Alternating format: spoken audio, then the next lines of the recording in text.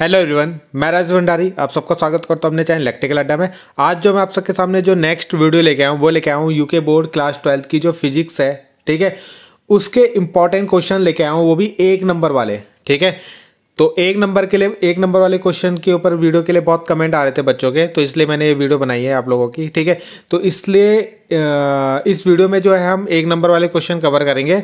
और जैसे कि आपको पता है कि आपके एग्जाम में 10-12 नंबर के क्या होते हैं, 1-1 नंबर वाले क्वेश्चन आ जाते हैं। ठीक है, तो अगर आपने ये 1-1 नंबर वाले क्वेश्चन सही कर लिए तो ये समझ लो कि आपके अच्छे नंबर तो आएंगे ही एग्जाम में।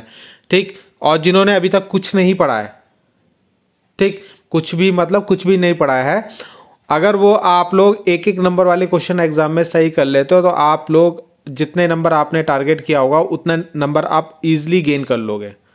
ठीक है, तो ये 1 नंबर वाले क्वेश्चन आप लोगों के लिए बहुत ही ज़्यादा इंपॉर्टेंट है। ठीक, अब इस वीडियो के अंदर मैंने जो प्रीवियस 5 ईयर में आपके प्रीवियस 5 ईयर के पुराने जितने वीडियो चैप्टर्स में पुराने जितने पेपर्स में आपके 1-1 नंबर वाले क्वेश्चन है वो भी लेके आया हूँ, और कुछ अपनी तरफ से जो मेरे को इंपॉर्टेंट लगते हैं वो भी लेके आया हूँ। ठीक है, तो ये 1 नंबर वाले क्वेश्चन बहुत ज़्यादा इंपॉर्टेंट है। ठीक, तो इनको करना आप लोगों को जरूरी है, ये गलत नहीं होने चाहिए आप लोगों के। ठीक है, अगर आपके ये 1-1 नंबर वाले क्वेश्चन अगर गलत हो गए ना तो आप लोग फिर फंस जाओगे पेपर में। ठीक है, खासकर वो जिन्होंने अभी तक कुछ नहीं पढ़ा हुआ। ठीक, तो ये क्वेश्चन आप लोगों को करने बहुत ही ज़रूरी है।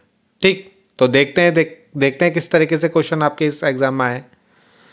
तो देखो, सबसे पहला क्वेश्चन तो ये बनता ही बनता है आपका, which of the following is an electromagnetic wave, मतलब is not an electromagnetic wave, यानी इनमें से कौन सी एक ऐसी किरण है जो इलेक्ट्रोमैग्नेटिक वेव के अंदर नहीं आती है।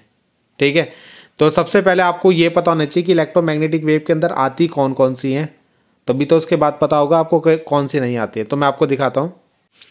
तो यहाँ पे आपको देखो एग्जाम्पल याद रखना, इलेक्ट्रोमैग्नेटिक वेव कौन कौन सी होती है। एक आपकी रेडियो वेव होती है, ठीक है, माइक्रोवेव होती है, इंफ्रारेड वेव होती है, विजिबल लाइट होती है, अल्ट्रावायलेट रे होती है, एक्स रे होती है, गामा रे होती है। ठीक है, ये सारी आपकी इलेक्ट्रोमैग्नेटिक वेव होती है। ठीक है, जिनको वैद्युत चुंबकीय तरंगे बोलते हैं। ठीक, और क्या याद रखना आपको, इसके अंदर रेडियो वेव जो होती है ना उसकी लॉन्गेस्ट एनर्जी होती है, सॉरी लोएस्ट एनर्जी होती है, यानी कम एनर्जी होती है, इसकी कम ऊर्जा होती है इसके पास। ठीक है, हिंदी मीडियम वालों के लिए। और फ्रीक्वेंसी यानी जो इसकी आवृत्ति होती है वो भी कम होती है। ठीक, और लॉन्गेस्ट वेवलेंथ यानी इसकी तरंग दैर्ध्य ज़्यादा होती है। ठीक है, ये भी आपको याद रखना है। किसकी, अगर पूछेगा लॉन्गेस्ट वेवलेंथ किसकी होती है, यानी सबसे ज़्यादा तरंग दैर्ध्य किस वेव की होती है, तो रेडियो वेव की होती है। ठीक है, और बोलेगा लोएस्ट एनर्जी या फ्रीक्वेंसी किसकी होती है, तो वो भी रेडियो वेव की होती है। गामा रे के बारे में आपको क्या याद रखना है कि इसकी हाईएस्ट एनर्जी होती है। क्या होती है, हाईएस्ट एनर्जी, यानी सबसे ज़्यादा इसकी ऊर्जा होती है, और फ्रीक्वेंसी भी इसकी ज़्यादा होती है, मगर वेवलेंथ कम होती है, यानी तरंग दैर्ध्य कम होती है आप लोगों की, मतलब इसकी। ठीक है, गामा रे की। ठीक है, तो ये सब याद हो जाएगा। पहले आपको इनके नाम याद रखने हैं। ठीक है, और उसमें जो क्वेश्चन पूछ सकता है एक्स्ट्रा, तो रेडियो वेव के बारे में आपको ये याद रखना और गामा रे के बारे में आपको ये याद रखना है। ठीक है, तो यहाँ पे जब आपने ऑप्शन देखे होंगे तो वहाँ पे आपको एक्स रे दिखा होगा, ठीक है, गामा रे दिखा होगा, इंफ्रारेड देखा होगा, मगर ये बीटा रे नहीं दिखा होगा। ठीक है, तो इसका मतलब ये नहीं है आपकी इलेक्ट्रोमैग्नेटिक वेव, यानी वैद्युत चुंबकीय तरंग नहीं है। अगला क्वेश्चन आपके पास है, ठीक है, अगले क्वेश्चन में पूछा गया है कि in experiment related to photoelectric effect on doubling the frequency of incident light the retarding potential become, यानी प्रकाश वैद्युत से संबंधित प्रयोग में आपतित प्रकाश की आवृत्ति को, यानी जो लाइट आ रही है ना, अगर उसकी आवृत्ति यानी फ्रीक्वेंसी को अगर हमने क्या कर दिया, डबल कर दिया, क्या कर दिया, डबल कर दिया। ठीक, तो उससे निरोधी विभव कितना हो जाएगा, कि जो उसका रिटार्डिंग पोटेंशियल है वो कितना हो जाएगा, तो इसका जो आंसर होगा मोर देन डबल हो जाएगा। ठीक है, क्या हो जाएगा, मोर देन डबल। अगर आप इसका फॉर्मूला देखो तो ये होता है फॉर्मूला। ठीक है, तो इसके साथ W/E ऐड हो रहा है ना, ये जो फ्रीक्वेंसी है जब आपने डबल करी तो उसके साथ ना W/E प्लस होता है। ठीक है, तो इसलिए क्या होगा, मोर देन, यानी मोर देन डबल होता है, यानी डबल तो है ही, उससे भी ज़्यादा होता है, यानी W/E इसमें इसके साथ क्या हो रहा है, प्लस हो रहा है। ठीक है, अगला क्वेश्चन है इसमें, when any moving charge enter, यानी जब कोई चार्ज होता है, ठीक है, मान लो चार्ज Q है आपका, ये एंटर करता है किसी मैग्नेटिक फील्ड में। मान लो आपके पास ये मैग्नेटिक फील्ड होता है ना, इस तरीके से। ये क्रॉस का मतलब कैसा मैग्नेटिक फील्ड है, इनवर्ड, यानी अंदर की तरफ जा रहा है ये मैग्नेटिक फील्ड, ठीक है। अब इसके अंदर जब ये जाएगा तो ये कैसा मोशन करेगा कि, तो ये कैसा पाथ बनाएगा, तो ये यहाँ पे परपेंडिकुलर जब भी जाएगा लंबवत, तो ये वृत्ताकार पथ बनाता है यहाँ पे, है ना। जब ये लंबवत यानी परपेंडिकुलर जाएगा तो कैसा पाथ बनाएगा, ये सर्कुलर पाथ बनाएगा, ठीक है। कैसा, सर्कुलर, वृत्ताकार पथ बनाएगा ये, ठीक है। ये याद रखना, जब भी परपेंडिकुलर जाएगा इसके अंदर, ठीक। ये जो एग्जाम में डेरिवेशन थी, ये आपको मैंने डेरिवेशन भी कराई है, बहुत इंपॉर्टेंट है ये डेरिवेशन, जिसके अंदर हमने ये देखा था, ठीक है, कि सर्कुलर पाथ बनाता है, ठीक। एक चीज़ और ये आपको याद रखना है, अगर परपेंडिकुलर होगा तो सर्कुलर बनाएगा, अगर 0 डिग्री में जाएगा, यानी 0 डिग्री मतलब पैरेलल जाएगा, तो स्ट्रेट लाइन में चल जाएगा, यानी उस पर कोई भी फर्क नहीं पड़ेगा, है ना। अगर ये सीधा ऐसे 0 डिग्री में जा रहा होगा, ठीक है, यानी मैग्नेटिक फील्ड और इसकी जो वेलोसिटी है उसके बीच में अगर 0 डिग्री का एंगल बन रहा होगा तो ये सीधा चला जाएगा, ठीक है। और अगर आपका 0 से 90 के बीच में किसी भी एंगल में जाएगा तो क्या बनाएगा, हेलिकल पाथ बनाएगा। हेलिकल पाथ कैसा होता है, जिसको हम क्या बोलते हैं, इस तरीके से ऐसे ऐसे रिंग जैसे होती है ना स्प्रिंग, वैसे पाथ में ये आपका क्या करेगा, मोशन करेगा उसके अंदर, ठीक है। तो याद हो जाएगा, ये परपेंडिकुलर होगा तो सर्कुलर यानी सर्कल फॉर्म में, और 0 डिग्री में जाएगा तो स्ट्रेट लाइन, और हेलिकल पाथ होगा जब 0 से 90 के बीच में कोई सा भी एंगल आ जाए, 10 आ जाए, 20 आ जाए, 30 आ जाए, तो हेलिकल पाथ बनाएगा, ठीक। अगला क्वेश्चन है कि आवेशित गतिशील आवेश यानी मूविंग चार्ज, जो चार्ज यानी कोई चार्ज है Q और ये चल रहा है, मूव कर रहा है ना, गतिशील है, तो ये क्या चीज़ प्रोड्यूस करेगा, तो ये करता है दोनों, ये बनाएगा इलेक्ट्रिक फील्ड भी और ये बनाएगा मैग्नेटिक फील्ड भी, दोनों चीज़ बनाता है ये। जब भी कोई चार्ज क्या करता है, मूव करता है यानी चलता है। अगर कोई चार्ज एक जगह पे रुका हुआ है तो वो क्या बनाएगा, वो केवल बनाएगा इलेक्ट्रिक फील्ड। क्या बनाएगा, इलेक्ट्रिक फील्ड। और जब वो चलता है, रोटेट करता है, तो वो मैग्नेटिक फील्ड और इलेक्ट्रिक फील्ड दोनों बनाता है, ठीक है। तो ये ध्यान आपको रखना है। तो इसका आंसर होगा ये सी वाला, ठीक है। अगला क्वेश्चन है कि एक एमीटर है जिसका परिपथ में पाठ्यांक 4 एम्पेयर है, यानी एक the reading of an ammeter, यानी कोई एक एमीटर है। एमीटर आपको सबको पता होगा जो करंट को मापता है, ठीक है। तो ये क्या रीडिंग कर रहा है कि इससे जो इस तार से जो करंट जा रही है ना, इस वायर से जो करंट जा रही है वो 4 एम्पेयर है, ठीक है। तो उसकी मैक्सिमम वैल्यू क्या होगी, maximum value of current I0 से दिखाते हैं हम लोग, ठीक है, क्या होगी ये निकालना है आपको। तो एक चीज़ आपको याद रखना, कोई भी मीटर अगर दिया होगा, चाहे वो गैल्वेनोमीटर दिया है, चाहे वोल्ट मीटर दिया है, चाहे एमीटर दिया है, तो वो हमेशा कौन सी करंट मापते हैं, RMS करंट मापते हैं, RMS का। तो इसका मतलब ये RMS करंट दे रही है आपको 4 एम्पेयर, और आपको I0 निकालना। तो इन दोनों में क्या फॉर्मूला होता है, तो IRMS जो होता है ना, वो I0/√2 होता है। क्या होता है, I0/√2, ठीक है। तो IRMS की वैल्यू कितनी देर की है, 4, तो ये हो जाएगा I0/√2। तो ये √2 की मल्टीप्लाई, I0 निकालना होगा तो क्या हो जाएगा, 4 की मल्टीप्लाई हो जाएगी √2 में, क्रॉस मल्टीप्लाई कर देंगे ना इसकी मल्टीप्लाई यहाँ, तो ये हो जाएगा 4√2। क्या हो जाएगा, 4√2, ठीक है। तो इसमें ऑप्शन में आपको 4√2 दिख रहा होगा, तो ये इसका राइट आंसर हो जाएगा, ठीक। और क्या याद रखना है आपको इसमें कि कोई भी मीटर होता है वो हमेशा RMS करंट को मापता है। ये 1 नंबर में पूछ भी सकता है आपसे, ठीक है। तो ये क्वेश्चन आपके हो गए। इसके बाद है give the Einstein photo electric equation. आपको फोटो इलेक्ट्रिक इक्वेशन लिखनी है, किसकी, आइंस्टीन की, ठीक है। जो आइंस्टीन की हमने फोटो इलेक्ट्रिक इक्वेशन पढ़ी है ना, वो आपको लिखनी है, ठीक है। तो ये तो आप लोगों को भी याद होगी, क्या होती थी, H = φ0 + 1/2 mv max का स्क्वायर, ठीक है। ये इक्वेशन होती थी फोटो। ये फोटोन की एनर्जी है, यानी फोटोन की ऊर्जा, ये आपका वर्क फंक्शन यानी कार्यफलन, और ये आपकी गति ऊर्जा यानी काइनेटिक एनर्जी, ठीक है। तो ये इक्वेशन होती है, इसको याद कर लेना। इस पे न्यूमेरिकल भी आते हैं और लिखने के लिए भी आते हैं इक्वेशन, ठीक है। और इसके बारे में लिखना भी होता है एग्जाम में, एक्सप्लेन करने के लिए। How many energy will be release in joule. Joule में आपको एनर्जी निकालनी है due to mass defect of mass delta M दे रखा आपको कितना 1 ग्राम। अगर हम 1 ग्राम को केजी में चेंज करें तो 1 × 10⁻³ लिख देंगे इसको, है ना, केजी। अब आपको एनर्जी निकालनी है, तो एनर्जी का फॉर्मूला क्या होता है, E = डेल्टा एम × c², ठीक है। तो डेल्टा एम की वैल्यू कितनी है 1 × 10⁻³ और c की वैल्यू कितनी है 3 × 10⁸। अब इसका होल स्क्वायर करना है आपको, तो ये हो जाएगा 10⁻³ है ना, 1 को हटा दिया मैंने, 3 × 3 = 9 और 8 10⁸ का स्क्वायर करोगे तो 8 दूनी 16 हो जाएगा। तो कितना आएगा 9 गुणा और 16 में से 3 गए तो कितना बचेगा 13, है ना। इतने जूल एनर्जी होगी, 9 × 10⁻13 जूल, ठीक है। इतनी जूल एनर्जी होगी आपकी, ठीक, 9 × 10⁻13। अगर आपको मान लो इसको इलेक्ट्रॉन वोल्ट में निकालना है, क्या में निकालना है, पूछ सकता है कभी इलेक्ट्रॉन वोल्ट में, तो इसको डिवाइड करना आपको 1.6 × 10⁻19 से, ठीक है। अगर इलेक्ट्रॉन वोल्ट में निकालना है, वैसे यहाँ पे तो जूल में पूछा है तो इतना ही करना है आपको इसको, ठीक है, इतना 9 × 10⁻13। और इलेक्ट्रॉन वोल्ट में बदलना होगा तो इतने की मल्टीप्लाई इतने से डिवाइड कर देना आप।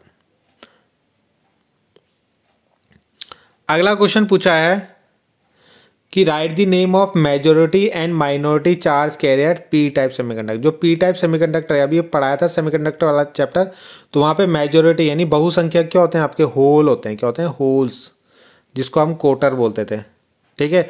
और अल्पसंख्यक क्या होते थे उसके अंदर, माइनॉरिटी, इलेक्ट्रॉन होते हैं, क्या होते हैं, इलेक्ट्रॉन, ठीक है। तो ये 1 नंबर में आपसे पूछा गया। अगला है कि यूनिट कैपेसिटेंस की, तो ये तो सभी को पता होगा, फैराड, ठीक है। कोबाल्ट एंड निकिल्स आर, ये कोबाल्ट और निकिल कौन से सब्सटेंस है आपके, तो ये आपके फेरोमैग्नेटिक यानी लोह चुंबकीय पदार्थ होते हैं, ठीक है। तो इसी तरीके से आप जैसे कोबाल्ट और निकिल आपने फेरोमैग्नेटिक सब्सटेंस यानी लोह चुंबकीय पदार्थ में याद करा, वैसे ही कॉपर और सिल्वर डायमैग्नेटिक सब्सटेंस में याद कर लो, एल्यूमिनियम और सोडियम पैरामैग्नेटिक सब्सटेंस में याद कर लो, है ना। एग्जाम्पल पूछ सकता है कि कोई भी 2 सब्सटेंस के नाम दे दो, तो इनको आपको याद करना है, ठीक है। अगला है कि विच of the following have maximum velocity in vacuum, यानी इनमें से किसकी वैक्यूम में सबसे ज़्यादा वेलोसिटी होती है, यानी किसका वेग सबसे ज़्यादा होता है। तो सभी का होता है, सभी तो इलेक्ट्रोमैग्नेटिक वेव थी, ईएम वेव है ना सब, अभी मैंने स्टार्टिंग में बताया था, ये सारी इलेक्ट्रोमैग्नेटिक वेव यानी वैद्युत चुंबकीय तरंग है, तो सबका वेग समान होगा, ठीक है, तो इस सबका सेम होगा। एन टाइप में आपको मेजॉरिटी पूछा है, भैया ऊपर पी टाइप में पूछा था, तो पी टाइप में मेजॉरिटी क्या थे आपके, होल्स, और माइनॉरिटी क्या थे, इलेक्ट्रॉन। तो यहाँ पे एन में इसका उल्टा हो जाएगा, एन में मेजॉरिटी हो जाएंगे इलेक्ट्रॉन और माइनॉरिटी हो जाएंगे होल्स, है ना, यानी बहुसंख्यक हो जाएंगे इलेक्ट्रॉन और अल्पसंख्यक हो जाएंगे क्या, होल, ठीक है। तो ये भी हो जाएगा। On what factors the magnetic flux associated at coil, ठीक है, यानी किसी क्वाइल से जो फ्लक्स लिंक होता है, यानी जो फ्लक्स टच संबद्ध होता है, वो किन किन कारकों पर निर्भर करता है। तो एक तो नंबर ऑफ टर्न, यानी जो आपने कुंडली बनाई है उसके नंबर ऑफ टर्न कितने हैं उस पर डिपेंड करता है ना, यानी फेरों की संख्या एक तरीके से बोल सकते हैं हिंदी में। इस क्वाइल का क्षेत्रफल, है ना, इसके एंड पे क्षेत्रफल पे डिपेंड करता है, ठीक है। और किस पे डिपेंड करता है, इसकी स्ट्रेंथ पे, यहाँ पे कितना मैग्नेटिक फील्ड है, मैग्नेटिक फील्ड की स्ट्रेंथ पे डिपेंड करता है, ठीक है। और किस पे डिपेंड करता है, जो एंगल बनता है थीटा, किसके बीच में, मैग्नेटिक फील्ड के बीच में और कॉइल के बीच में, ठीक है, जो आपने कॉइल रखी है उसके बीच में। तो इन चीज़ों पे डिपेंड करता है, ठीक है, angle between coil and the magnetic field, ठीक है। यानी कॉइल यानी जो कॉइल आपने लगाई है, ठीक है, कॉइल को हिंदी में क्या बोलते हैं, कुंडली और चुंबकीय क्षेत्र के बीच के कोण पे डिपेंड करता है, ठीक है। तो N A B theta in चारों पे डिपेंड करता है, ठीक है। अगला है right Einstein mass energy relation, तो ये आपने पढ़ा ही होगा, E = डेल्टा एम c², ठीक है, ये फॉर्मूला इसका होता है। अगला क्वेश्चन है कि जो अगर हमारे पास दो कैपेसिटर है C1 और C2 और इनको कैसे जोड़ना है, सीरीज में जोड़ना है, तो इनका आंसर क्या होगा? तो सीरीज में जोड़ने का जो आंसर होता है, मतलब इक्विवेलेंट जो हम निकालते हैं C1 सीरीज में पूछा है ना, तो सीरीज में होता है 1/C equal to 1/C1 plus 1/C2। Resistance का उल्टा होता है। रजिस्टेंस में सीरीज में कैसे जोड़ देते हैं हम, ऐसे, और कैपेसिटर को सीरीज में कैसे जोड़ते हैं 1/, में। ठीक है, अगला पूछा है कि electrostatic force experience by a unit positive charge. ठीक है, तो फोर्स F/Q क्या होता है आपका? E इलेक्ट्रिक फील्ड होता है। ठीक है, तो इसका आंसर क्या होगा? वैद्युत क्षेत्र होगा आपका। ठीक है, अगला क्वेश्चन है, यहाँ पे यूनिट पूछी गई है किसकी? मोबिलिटी। ठीक है, तो मोबिलिटी की यूनिट जो होती है metre square volt inverse second inverse. ठीक है, ये इसकी यूनिट होती है। सेकंड वाला इसका ऑप्शन सही होगा। ठीक, अगला यहाँ पे पूछा गया है न्यूट्रॉन की डिस्कवरी, तो चैडविक ने करी थी। ठीक है, ईंट पर नाच, इस तरीके से याद रखते हैं ना, ईंट पर नाच। तो इलेक्ट्रॉन की थॉमसन ने, ठीक है, और प्रोटॉन की रदरफोर्ड ने, और नाच न्यूट्रॉन की चैडविक ने। ठीक है, अगला है SI unit of magnetic flux, तो उसकी होती है वेबर। ठीक है, वेबर। टेस्ला किसकी होती है? मैग्नेटिक फील्ड की होती है। हेनरी किसकी होती है? इंडक्टर, L की होती है। और फराड किसकी होती है? कैपेसिटर की। ठीक है, तो यहाँ पे ये रह गया क्वेश्चन। इंटरनल रेजिस्टेंस से आप क्या समझते हो, यानी आंतरिक प्रतिरोध से आप क्या समझते हो? ठीक है, तो कोई भी मान लो, जैसे हम सेल की बात करते हैं, सेल के अंदर क्या होता है? इलेक्ट्रोलाइट भरा होता है। ये रॉड मतलब ये होते हैं, इलेक्ट्रोड होते हैं, प्लस और माइनस। ठीक है, तो इनका जो रेजिस्टेंस होता है, जिनका जो प्रतिरोध होता है, उसी को हम क्या बोलते हैं? इंटरनल रेजिस्टेंस बोलते हैं। ठीक है, तो ये डेफिनेशन हो जाएगी। Internal resistance is defined as the resistance offered by the electrolyte of the cell in the flow of ions. ठीक है, यानी जो आपका इलेक्ट्रोलाइट भरा होता है ना, हिंदी मीडियम वाली ये लिख सकते हैं इसमें कि जो भी आपका सेल होता है उसके अंदर जो इलेक्ट्रोलाइट भरा होता है, वो जो करंट का अपोज या आयन का अपोज करता है, आयन के फ्लो को अपोज करता है, यानी उसका विरोध करता है, तो उसको हम आंतरिक प्रतिरोध कहते हैं। ठीक है, तो इसके अंदर जैसे भरा होता है ना, इलेक्ट्रोलाइट भरा होता है, तो यहाँ पे आयन जो होते हैं सही तरीके से मूव नहीं कर पाते हैं। ठीक है, तो एक तरीके से इलेक्ट्रोलाइट जो प्रोवाइड कराता है क्या? रजिस्टेंस, उसको ही इंटरनल रेजिस्टेंस बोलेंगे। ठीक है, तो इसको स्मॉल r से डिनोट करते हैं। अब देखो, इंटरनल रेजिस्टेंस का मतलब एक तरीके से सिंपल समझ लो, इंटरनल मतलब खुद से। ठीक है, तो कोई भी चीज़ होती है उसका अपना एक रेजिस्टेंस होता है। आप हो, आपकी बॉडी का अपना एक रेजिस्टेंस होता है। ठीक है, आपका पेन है, उसका अपना एक रेजिस्टेंस होता है। ठीक है, कोई भी बॉडी होती है उसका अपना एक रेजिस्टेंस होता है, उसके अंदर जो भी मटेरियल होते हैं उनके कारण। ठीक है, तो वैसे ही जो सेल होता है उसके अंदर इलेक्ट्रोलाइट भराया हुआ है, तो उसके कारण आप उसका क्या होगा? इंटरनल रेजिस्टेंस होगा। ठीक है, तो इसको स्मॉल r से डिनोट करते हैं। तो यहाँ से इस तरीके से निकाल सकते हैं हम इसको। अगला क्वेश्चन है कि लॉरेंज फोर्स क्या है और उसका एक्सप्रेशन लिखिए।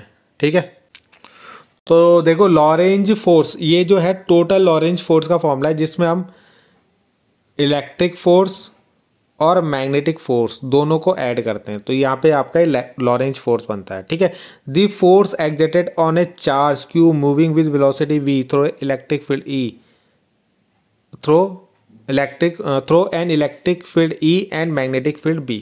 ठीक है, यानी जब कोई भी चार्ज Q, ठीक, जब इलेक्ट्रिक फील्ड में मूव करता है या मैग्नेटिक फील्ड में मूव करता है, तो उस पर जो फोर्स लगता है उसको ही हम लॉरेंज फोर्स बोलते हैं। ठीक है, तो ये यहाँ पे इन दोनों का सम कर दोगे, ये इलेक्ट्रिक फोर्स हो गया और ये मैग्नेटिक फोर्स हो गया आपका। ठीक है, तो ये इसका एक्सप्रेशन भी हो गया, यानी ये फॉर्मूला आपको लिखना है। तो F इक्वल टू QE लिखना है और साथ में QV क्रॉस B। ठीक है, तो यहाँ से Q कॉमन ले लिया दोनों से और ये आपका इक्वेशन बन जाएगी। अगला क्वेश्चन जो है ये तो हमने कर लिया था, 1 ग्राम में कितनी एनर्जी होती है ना, जूल में अभी हमने निकाल लिया था, 9 × 10⁻³ आया था शायद आंसर। ठीक है, तो इतनी जूल एनर्जी होती है। एन और पी टाइप में बहुसंख्यक और अल्पसंख्यक वाहकों के नाम लिखो। ये मैंने बता दिया था। पी टाइप में होते हैं बहुसंख्यक होंगे होल और अल्पसंख्यक होंगे इलेक्ट्रॉन। एन टाइप में बहुसंख्यक होंगे इलेक्ट्रॉन और अल्पसंख्यक होंगे होल, यानी मेजॉरिटी चार्ज, ठीक है, और माइनॉरिटी चार्ज। तो ये हो गया। अगला क्वेश्चन है यहाँ पे कि जो लेंज लॉ होता है is based on the conservation of physical quantity, तो एनर्जी इसका आंसर होगा। ठीक है, यहाँ पे आपको देखो पी की वैल्यू दे रखी है I0/√2, IRMS निकालना है। ठीक है, तो IRMS क्या होता है I0/√2, तो ऊपर भी √2 नीचे भी √2, तो कट के कितना आएगा 1 आ जाएगा इसका आंसर। इन दोनों में क्या संबंध होता है, तो ये R/2 होता है। ठीक है, अगला है 1 वोल्ट विभवांतर पर त्वरित इलेक्ट्रॉन की ऊर्जा, यानी energy of an electron accelerate at 1 volt potential difference, तो इसका आंसर होगा 1 इलेक्ट्रॉन वोल्ट। ठीक है, अगला है एक प्रिज्म एंगल दे रखा है 60 डिग्री और डेविएशन एंगल यानी लैम्डा जो दे रखा है इसका 30 डिग्री। ठीक है, तो आपको इसका रिफ्रैक्टिव इंडेक्स निकालना है। तो ये होता है sine A plus lambda m/2 upon sine A/2।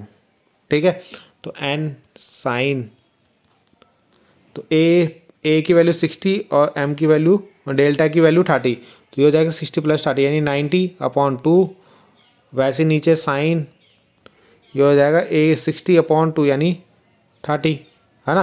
तो इन दोनों की वैल्यू रख देते हैं। साइन 90 की वैल्यू कितनी होगी, साइन 90 की वैल्यू होगी 1/2 और साइन 30 की वैल्यू हो जाएगी 1/2।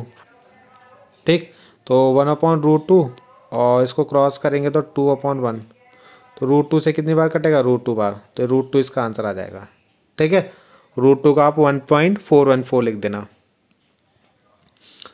अगला पूछा है कि angular momentum of hydrogen atom in its ground state, ground state में इसका एंगुलर मोमेंटम कितना होता है। ठीक है, तो ग्राउंड स्टेट मतलब n=1। देखो फॉर्मूला जो होता है एंगुलर मोमेंटम का वो होता है NH/2π।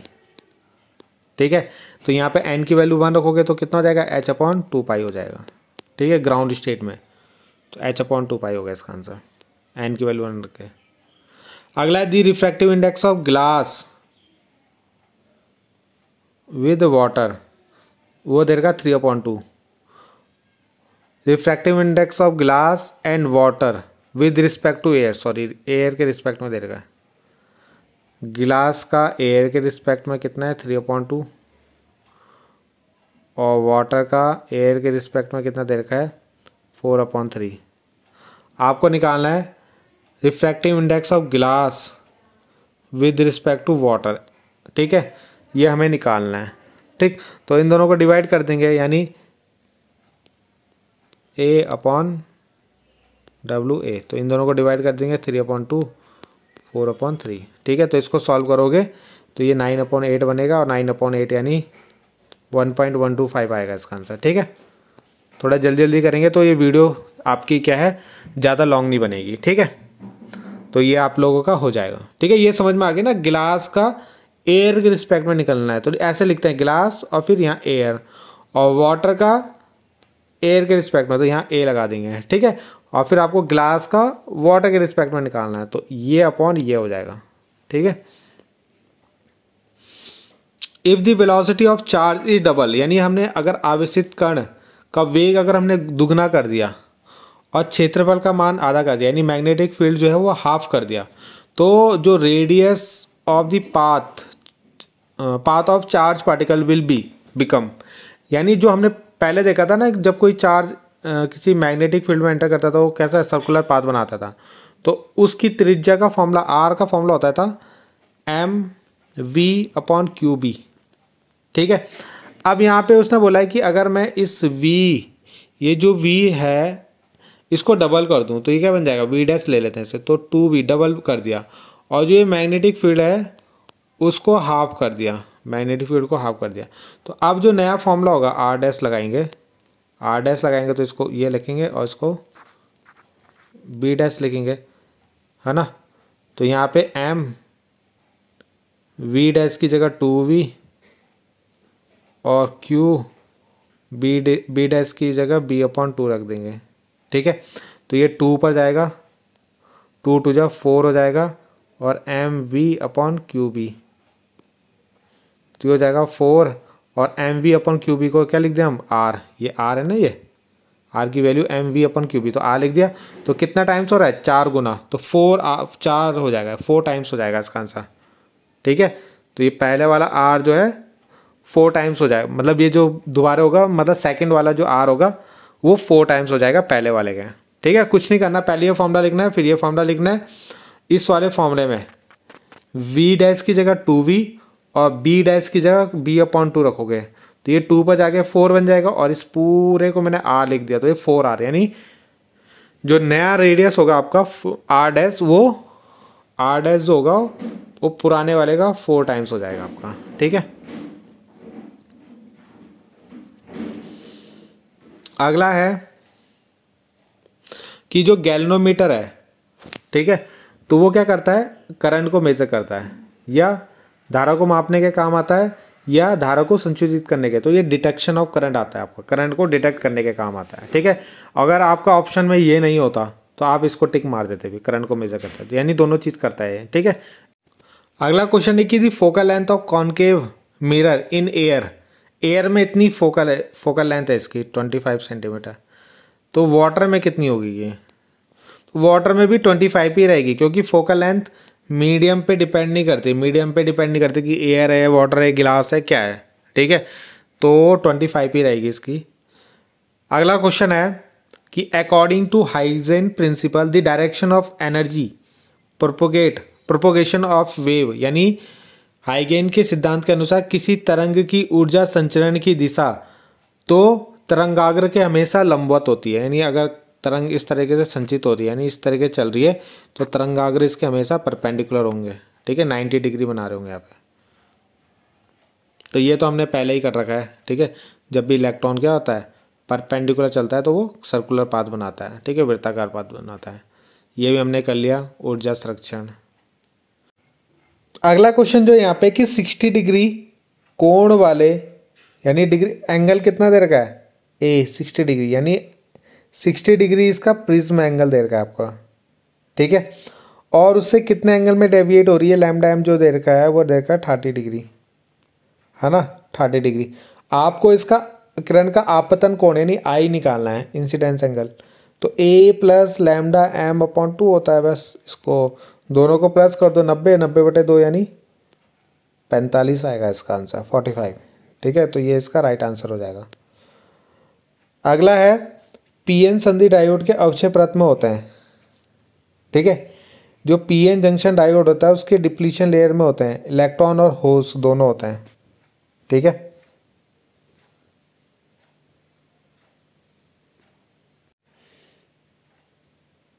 तो ये न्यूमेरिकल हमने कर लिया, ये कर लिया है। ठीक है, अगला पूछा है, ग्राफ पूछा है किसके, intensity of light and photo current, intensity of light and photo current. मान लो फोटो करंट है और इंटेंसिटी ऑफ लाइट है,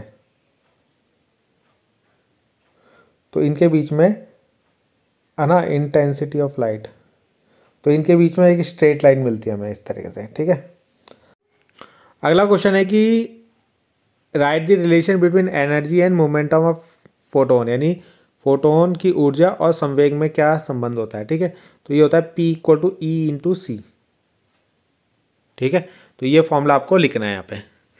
तो इतने ही आपके इंपॉर्टेंट क्वेश्चंस थे जो प्रीवियस ईयर में एक एक नंबर के आए हैं। ठीक है, इसके बाद के जो खुद के क्वेश्चन मैंने बनाए हैं इनको मैं आप लोगों को सेकंड वीडियो में करा दूंगा। ये 20-25 क्वेश्चन और ये रह जाएंगे। ठीक है, तो इनको मैं आप लोगों को आप सेकंड वीडियो में करा दूंगा।